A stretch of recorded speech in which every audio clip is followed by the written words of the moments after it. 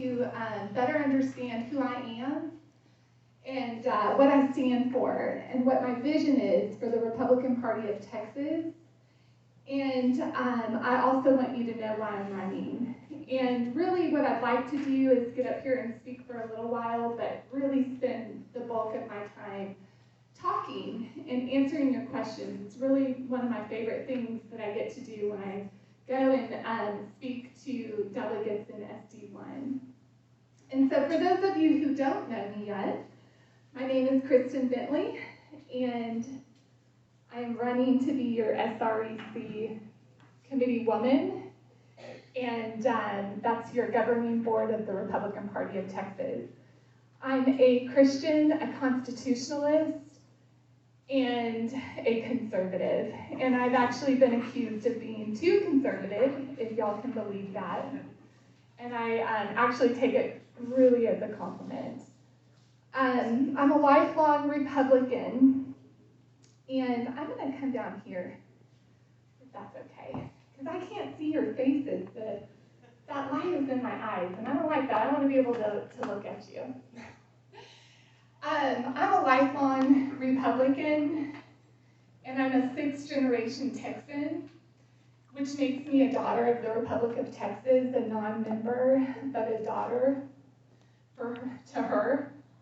And I take it very seriously because my ancestors, they came here to help develop this constitutional republic. And I tell you, I will be damned if I don't pass down a constitutional republic to my children and to your children.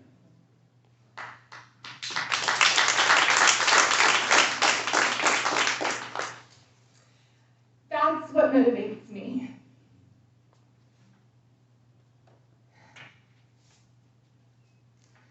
I follow God's lead. That's who I work for.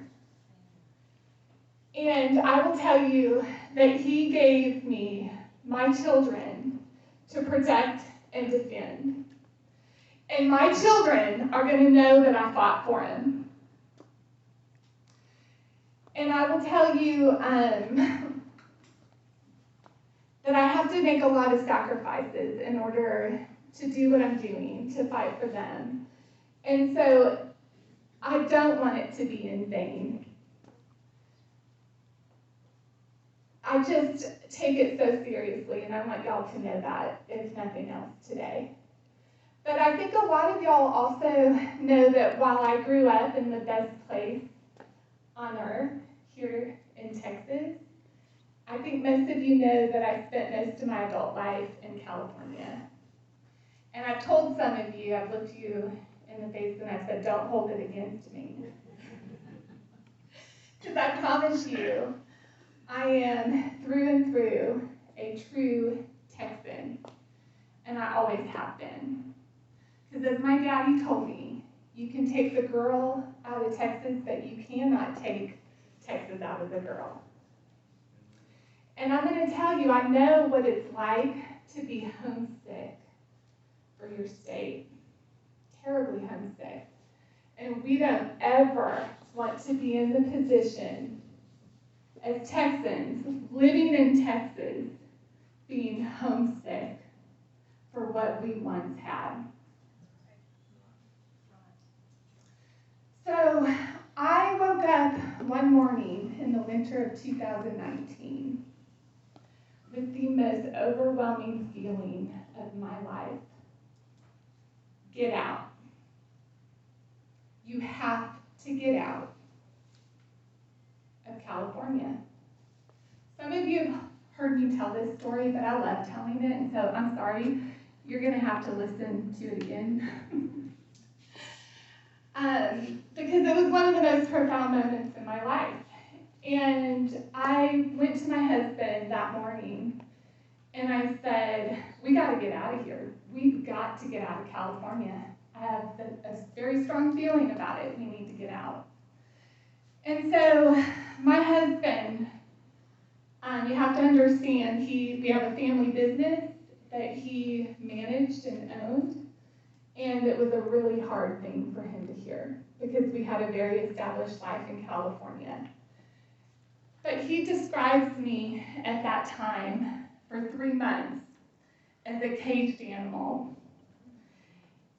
And bless his heart, I was not a nice lady to live with. So for 3 months, I was a caged animal until he finally came to me and he said, if you feel this strongly about it, we got to do it. And so then in that moment, it took about another 3 months and we were out here in Northeast Texas.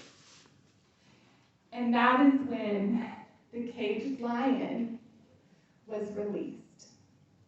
And I have been a lion ever since.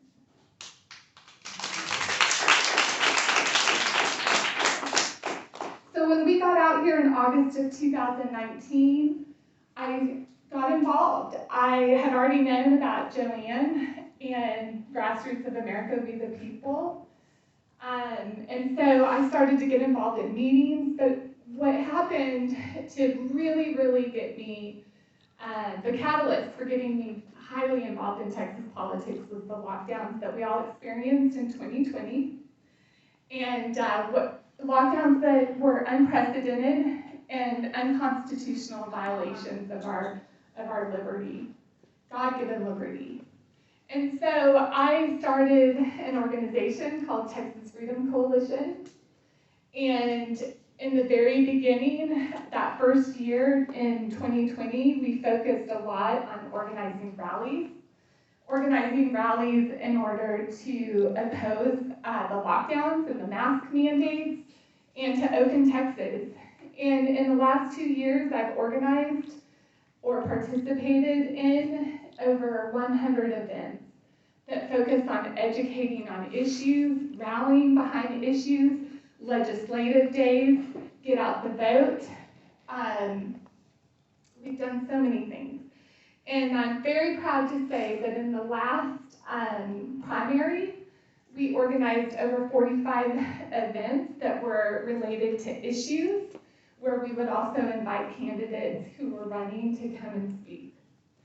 And so I'm really proud of what we've done as an organization. In 2 years, we've done incredible work and we continue to grow under my leadership. And we get accused of being funded by PACs and West Texas oil billionaires. And I can tell you that my husband laughs about it because we are completely or have been completely self-funded. Up until very recently, we've been getting some pretty generous donations. All from liberty-minded individuals, just like yourselves. And so, back in the 87th legislative session is when I really got to work, I believe, on the issues that just absolutely have a calling in my life. I didn't say this before, but y'all probably, some of you already know I'm a former teacher, and I've been a special education advocate for 6 years. I was a special education teacher, and then became an advocate 6 years ago. And so issues that involve family and children, they really, really inspire me. But the way that they relate to our freedom and our liberty is that we have to have pro-family. We have to have families that are intact, children that believe in God, families that believe in God. We have to have traditional norms. Because if we don't impart virtue in our children and in our society, then we are setting them up for slavery by their government. Because only a virtuous society is able to govern itself. So I started working in the legislative session, pushing the legislative priorities. The last 6 weeks of the 87th session, my group and I, we were down there 2 to 3 days a week for the last 6 weeks. And the two things that we were pushing most and advocating and working with other groups on were government overreach and pediatric gender modification. Those two legislative priorities. When it came to executive overreach, unfortunately, we didn't pass a comprehensive bill that would really take away the executive powers that were so abused in 2020. And so that's something that I want to continue to focus on. And I hope that we are able to pass that as a priority at convention. But what we were able to do is we were able to kill a really bad bill called HB3. I don't know if y'all remember that. That's where I actually met Lee Lester, the chairman of Harrison County, when we both testified on that bill. So that bill was killed because we had a great grassroots effort to kill it. We had people making phone calls and going down and testifying, and they couldn't get away with codifying into law the executive orders that Governor Abbott made in 2020. And so the other thing that we did was that we felt that pediatric gender modification, which is so important, we have to ban pediatric gender modification in Texas. And we saw what was happening, and we saw that our Republican chairs of committees were slowing down the bills in order to run out the clock, which is a tactic that they use. And so we went down there and we pushed heavily on that. Now they were able to run out the clock and kill those bills. But that's something, again, that we really, really want to focus on pushing as a priority. Because I think that the iron is hot right now, and we have a really strong chance of passing good legislation in the next session. And so but that's when I started working closely with Joe Glover, or got to know Joe Glover more, and I'm really blessed to have really